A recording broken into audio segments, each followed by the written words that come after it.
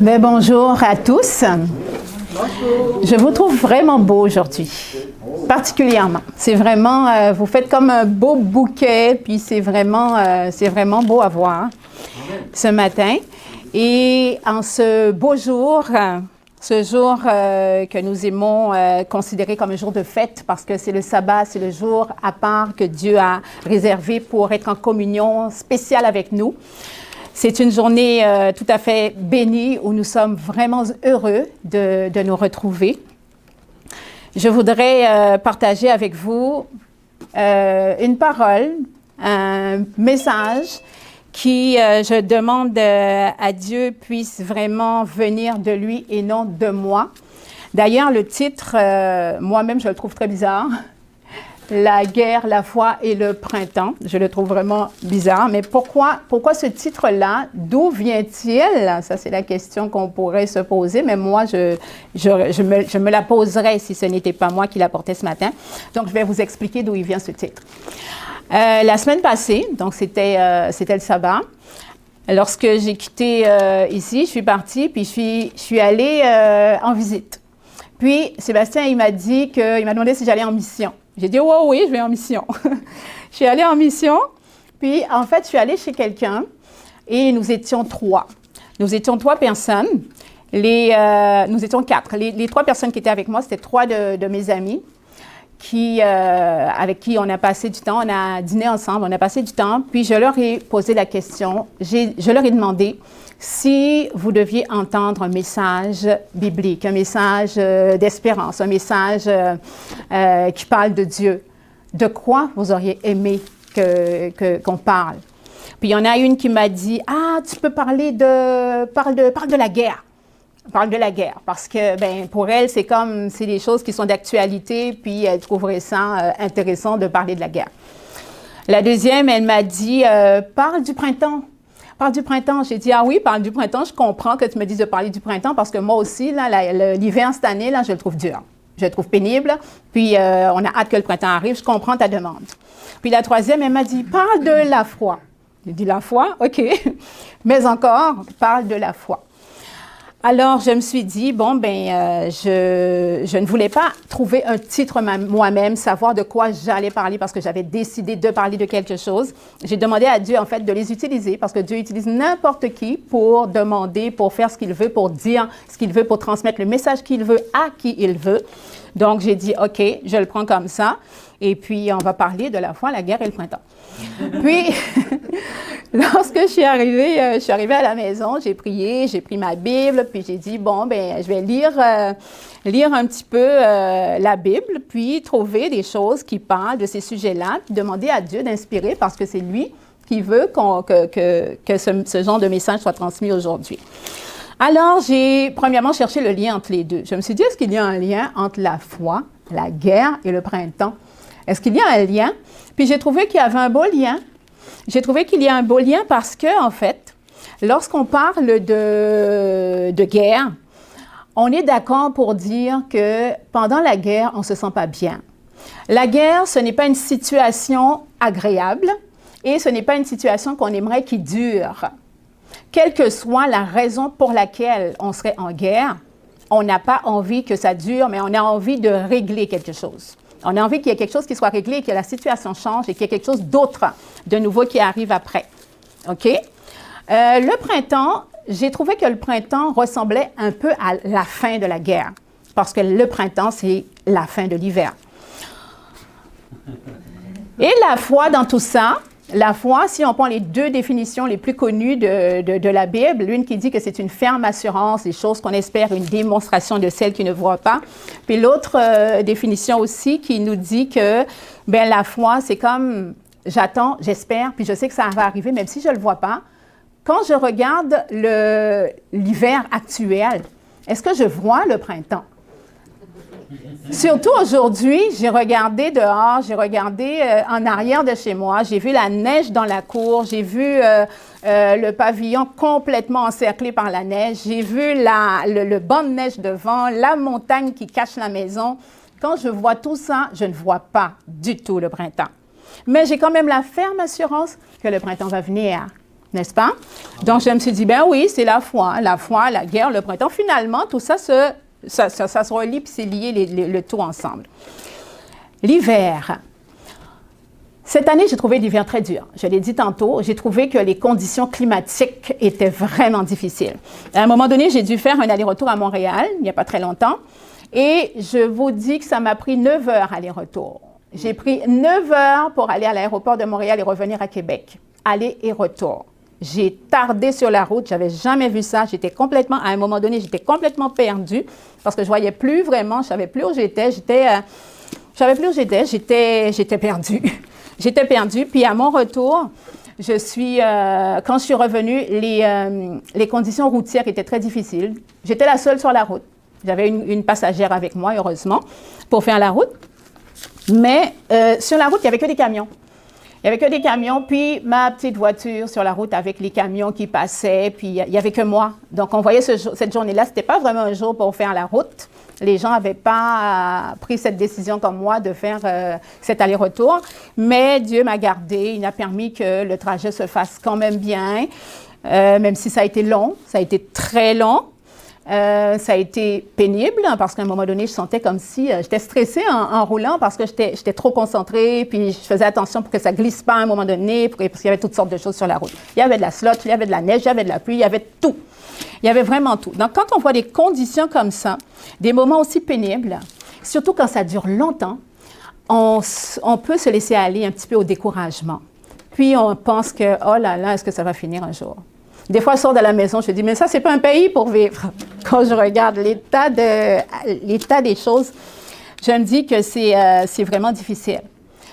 Est-ce que nous vivons, nous, dans l'histoire de l'humanité, quand on regarde là où nous nous situons maintenant, c'est-à-dire le moment dans lequel nous sommes, les temps que nous vivons actuellement, trouvons-nous que nous vivons des choses difficiles aussi? Avez-vous cette impression que c'est des choses difficiles? Je vois que Julie lève les yeux au ciel, elle se dit, oh oui, les choses sont très difficiles. On pourrait donner des exemples des choses difficiles que nous vivons. On a vécu des affaires terribles depuis 2 ans précisément, où nous sommes en train de vivre quelque chose où on est dans l'attente, mais on se dit, mais ça va finir quand? Parce que c'est déplaisant, c'est désagréable de vivre ce qu'on vit. On est dans l'attente, puis on attend toujours que les choses s'améliorent, que ça s'arrange, parce que heureusement, on le sait que ça ne sera pas définitif, ce qui se passe maintenant. Rien n'est définitif, tout est passager. Il y a un temps pour tout. Comme le dit Ecclésiaste chapitre 3 au verset 8, qui dit qu'il y a un temps pour tout. Il y a un temps pour vivre, il y a un temps pour mourir, un temps pour déchirer, un temps pour coudre, un temps pour aimer, un temps pour haïr, un temps pour la guerre, un temps pour la paix. Il y a un temps pour tout et on sait que les choses passent. Lorsque nous regardons aussi, si nous fions à notre expérience passée, nous nous rendons compte que ce que nous avons vécu avant, ce que nous avons vu, puis ce que nous voyons maintenant, et ce que nous verrons par la suite, ben, ce sont des choses qui se répètent. Donc, l'histoire se répète. D'une certaine façon. D'ailleurs, l'Ecclésiaste aussi le dit, que ce qui est, c'est ce qui a toujours été, ce qui a toujours été, c'est ce qui se fera encore. Donc, on est comme dans une espèce de cycle. Nous sommes dans un cycle, le cycle des saisons également, c'est encore un cycle. On sait qu'après l'hiver viendra le printemps, qu'après le printemps viendra l'été, qu'après l'été viendra l'automne et après encore viendra l'hiver. Et ça va continuer, ça va être comme ça. Donc, on est dans le cycle. On est dans un cycle, mais quand même, nous voyons qu'il y a un début et une fin. Donc, on ne va pas juste tourner indéfiniment. À un moment donné, il y a eu un commencement, puis à un moment donné, il y aura une fin. La Bible parle de commencement et la Bible parle aussi de fin. Quand je regarde la Genèse, c'est un livre des commencements. Dans la Genèse, il est écrit qu'au commencement, Dieu créa le ciel et la terre, il fit ceci, il fit cela, puis Dieu, nanana. Puis quand il crée, ce fut le premier jour. Il y eut un soir, il y eut un matin, ce fut le deuxième jour. Il y eut un soir, il y eut un matin, etc. Là, on voit le cycle, on voit le commencement, puis on voit le cycle qui commence, le cycle du jour et de la nuit. Donc, on voit vraiment qu'on est dans le commencement et on voit aussi la fin quelque part. Dans le verset tantôt que nous avons lu ensemble, dans Matthieu, chapitre 24, vous entendrez parler de guerre et de bruit de guerre. Je vais aller jusqu'à la fin du chapitre 24. Regardez le dernier verset du chapitre 24 et vous allez voir, dernier verset, puis dernière phrase du dernier verset 14, alors viendra la fin.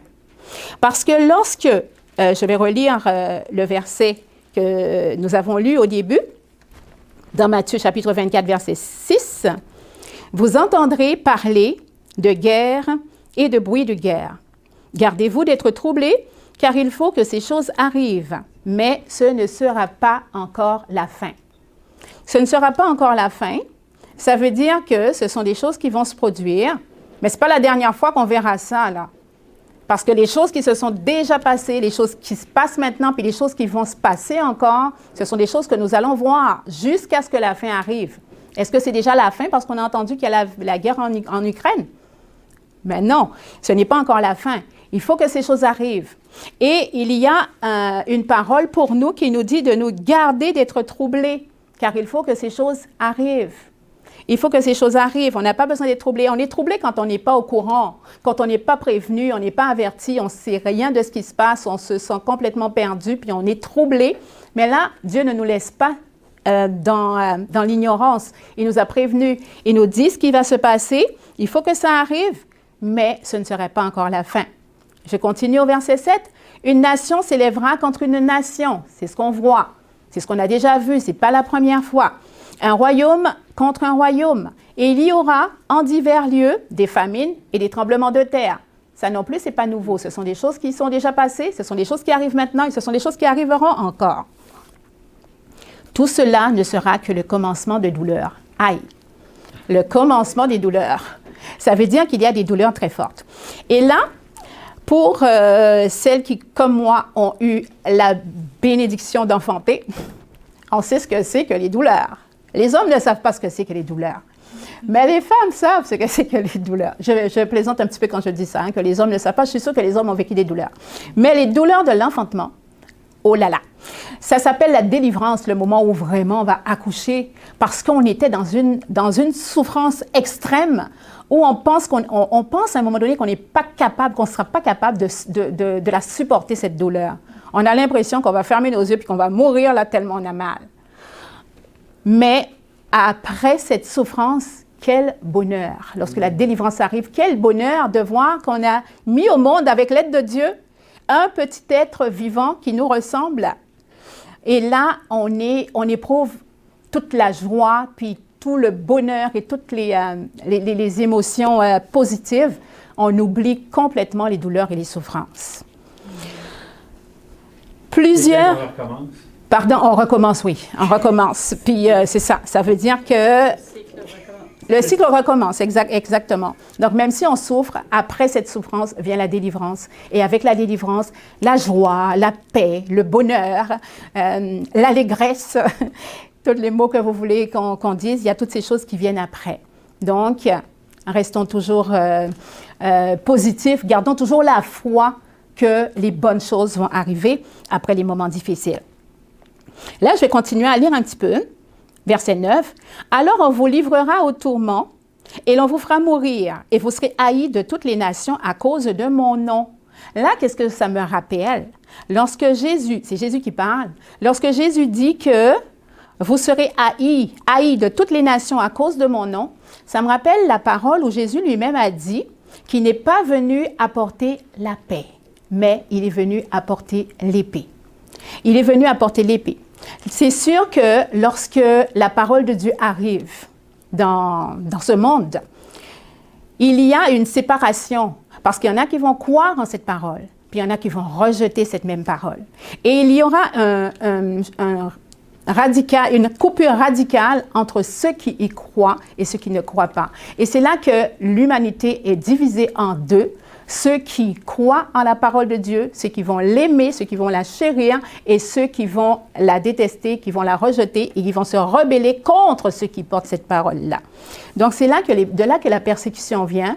Et lorsque Jésus dit qu'il n'est pas venu apporter la paix, mais l'épée, ça ne veut pas dire que Jésus aime la guerre. Ça ne veut pas dire que Jésus, c'est le prince de paix.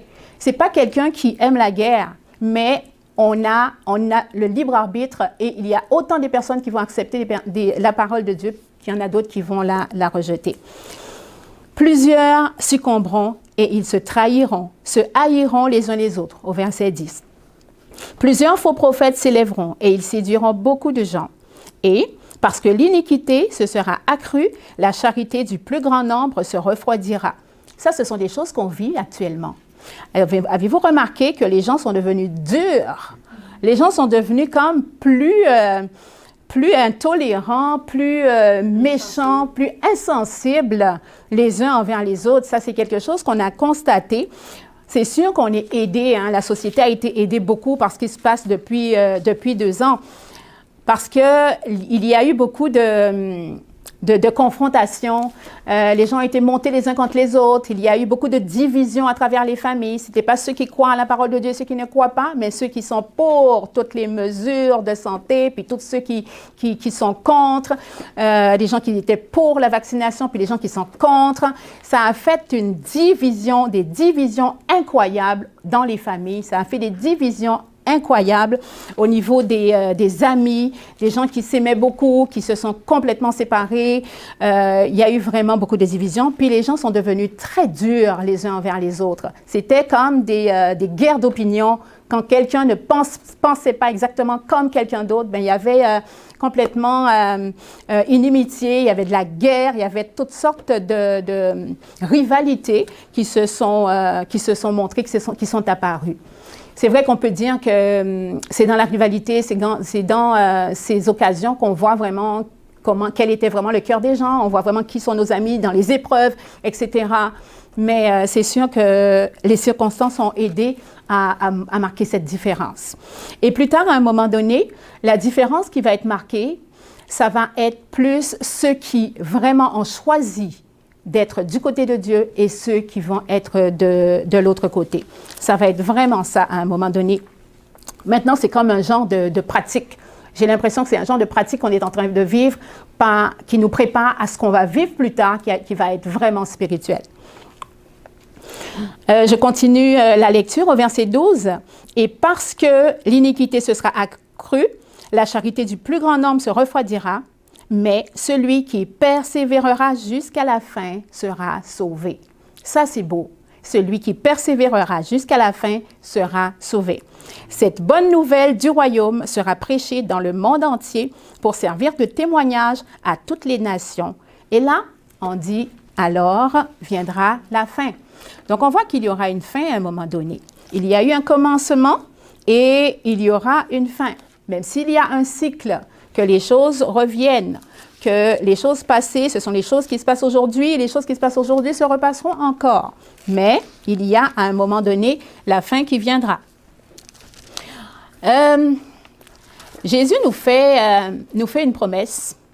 Il nous dit que celui qui croit en lui, en parlant, il dit, celui qui croit en moi ne mourra jamais. Pourtant, on se rend compte que ça fait partie du cycle de la vie aussi, la mort. Parce qu'il y a un jour pour naître, je l'ai lu tantôt dans Ecclésiaste, il y a un temps pour mourir.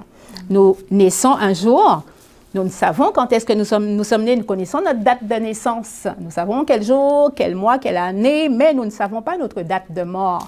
Nous ne savons pas quand ça va être la fin de notre vie.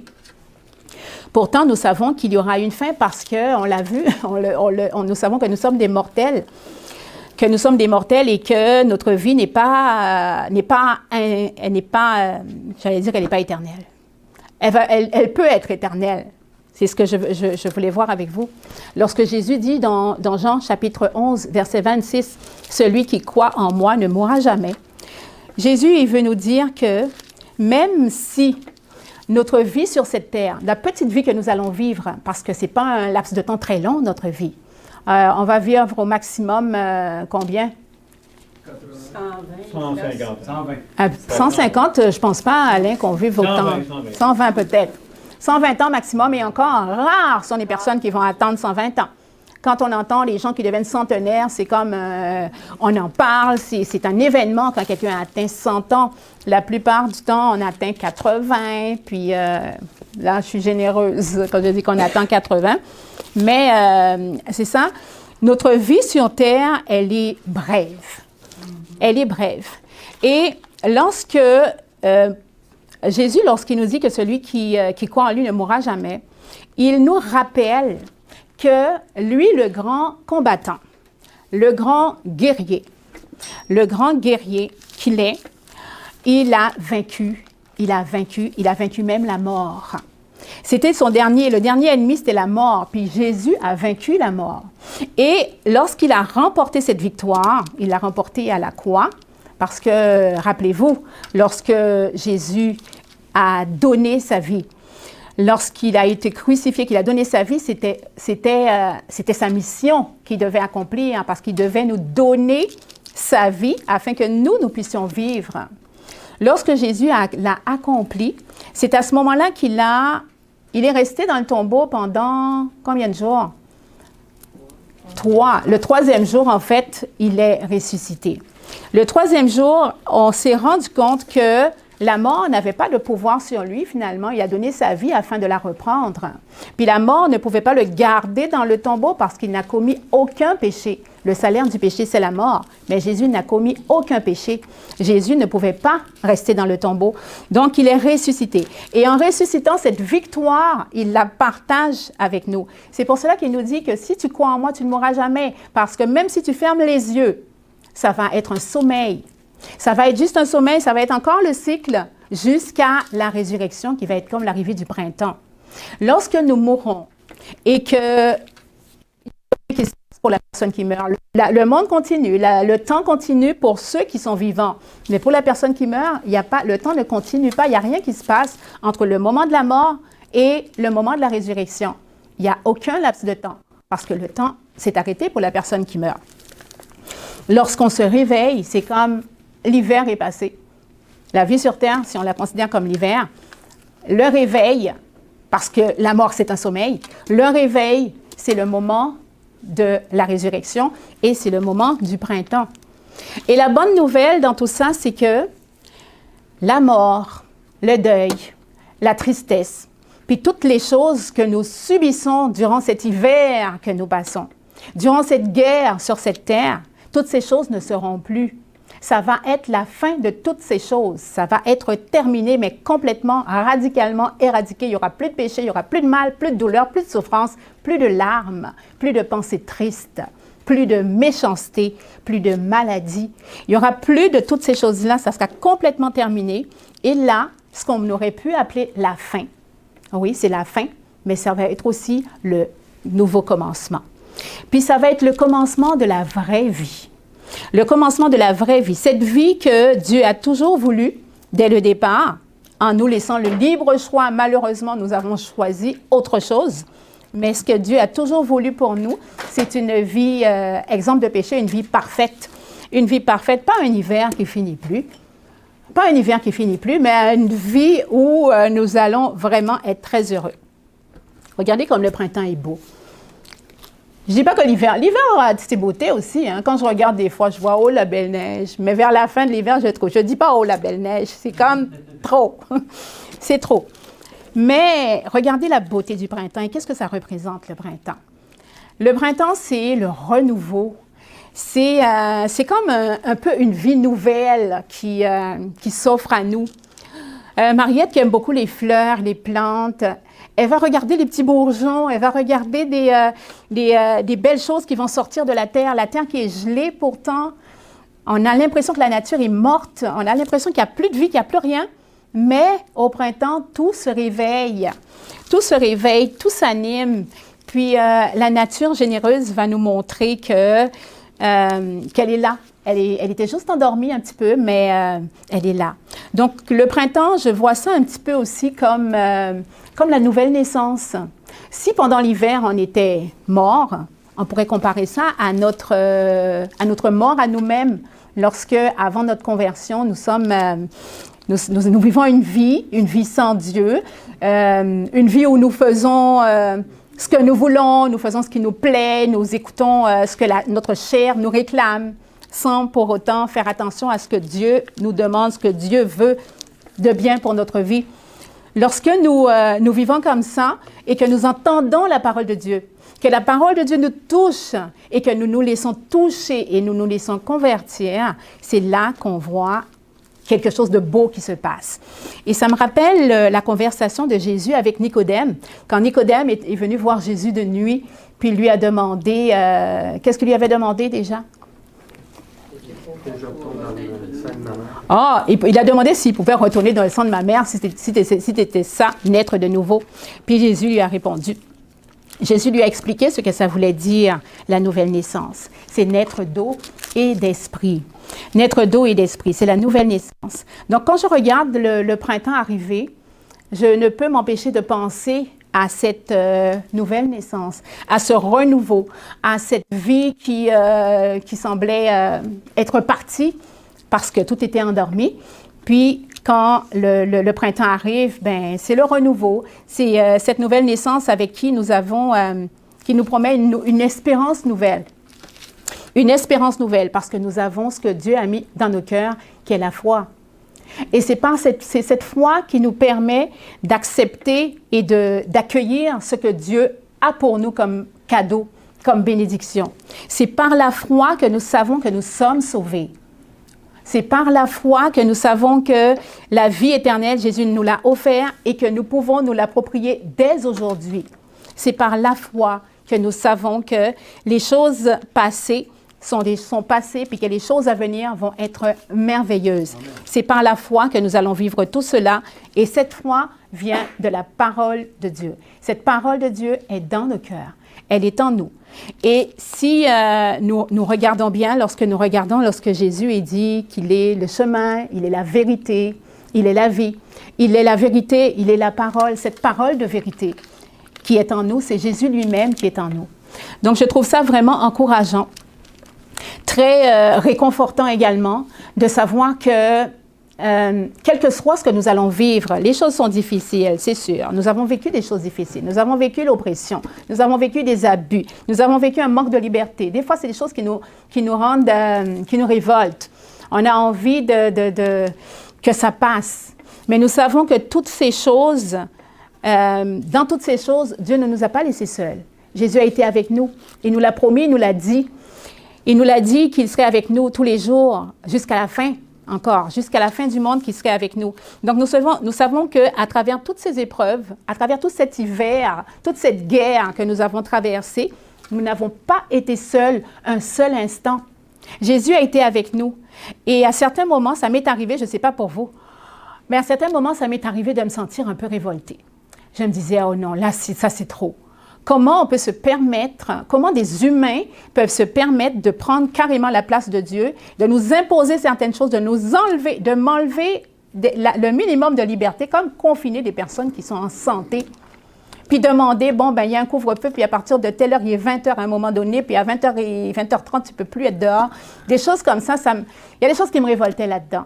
Quand il fallait que des choses qu'on voyait que ça n'avait pas trop de sens, mais on n'a aucun pouvoir. Quand on n'a aucun pouvoir, on peut se sentir comme découragé un peu, puis on peut se sentir révolté. À ces moments-là, je me suis dit, j'ai besoin vraiment de Dieu. Parce que me sentir révoltée, là, non, ça ne me fait pas du bien, je n'aime pas ça, je ne me sens pas bien là-dedans. J'ai besoin d'avoir la paix. Quand on est révolté, on n'a pas la paix. On n'a pas la paix, on a quelque chose qui nous dérange sans cesse, puis on n'est pas bien là-dedans. Donc, j'ai demandé vraiment à Dieu, j'ai besoin que tu me donnes ta paix, que tu me donnes ta joie. Et ce que Dieu fait à ce moment-là, c'est qu'il me montre. Il me montre toutes les belles choses qu'il y a autour de moi que je ne pouvais pas voir parce que j'étais dérangée par d'autres choses. Puis là, je regarde, je vois la famille autour de moi, je vois mes enfants qui vont bien, je vois les beautés de tout ce qui m'entoure, je vois les relations que j'ai avec les gens avec lesquels ça va très bien. Je vois plein de belles choses autour de moi qui me permettent de laisser ce sentiment négatif puis de regarder à Jésus. C'est sûr que lorsque nous regardons tout ce qu'il y a autour de nous, nous pouvons être découragés. C'est normal, c'est l'hiver. C'est normal, c'est la guerre. Nous pouvons être découragés. Qu'est-ce que nous devons faire à ce moment-là? Au lieu de regarder tout autour de nous, nous devons lever les yeux au ciel, lever les yeux en haut. Et c'est à ce moment-là qu'on va vraiment se rappeler toutes les promesses de Dieu. On va se rappeler toutes ces belles paroles. On va se rappeler qu'il a dit des choses et que tout ce qu'il a dit s'accomplira. Parce que Dieu n'est pas un homme pour mentir. Un homme peut mentir, mais Dieu, il ne peut pas mentir. Lorsqu'il dit, la chose s'accomplit. Il dit quelque chose et la chose se fait. Alors, il y a une parole qui se trouve encore dans la Bible, c'est Jean, chapitre 5, versets 28-29, où Jésus, il parle de la résurrection. Jean, chapitre 5, 28, 29, il parle de la résurrection. Est-ce que quelqu'un l'a trouvé? Jean 5, 28, 29. L'avez-vous? Oui. OK. Est-ce que quelqu'un peut le lire très fort? Ne soyez pas étonnés de toutes ces choses. Le moment arrive où tous les morts qui sont dans les tombes entendront la voix du Fils de l'homme. Alors, ils sortiront de leur tombe.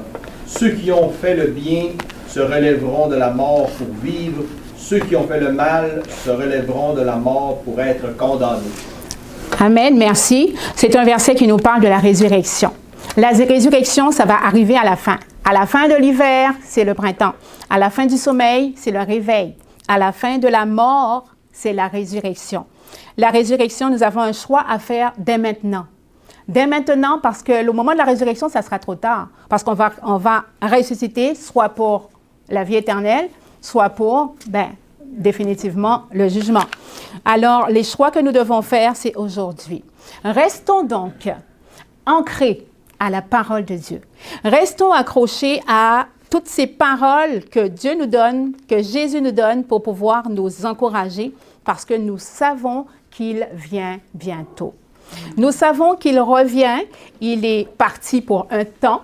Il y a un temps pour partir puis un temps pour revenir. Je ne sais pas si c'est dit dans l'Ecclésiaste, peut-être que c'est moi qui l'ajoute. Il y a un temps pour partir, il y a un temps pour revenir. Le retour de Jésus est proche. La fin de toute chose est proche. Et nous pouvons avoir cette certitude parce qu'il nous a dit « Je viens bientôt ». L'heure vient et elle est vraiment très proche. Donc, c'est ce que je vous souhaite et ce que je me souhaite à moi aussi, c'est que dans ces moments que nous vivons, que nous gardions toujours les yeux fixés en haut et avec la ferme assurance que Jésus revient très bientôt pour le rétablissement de toutes choses. Au nom de Jésus, nous demandons toutes ces choses. Amen. Amen. Amen.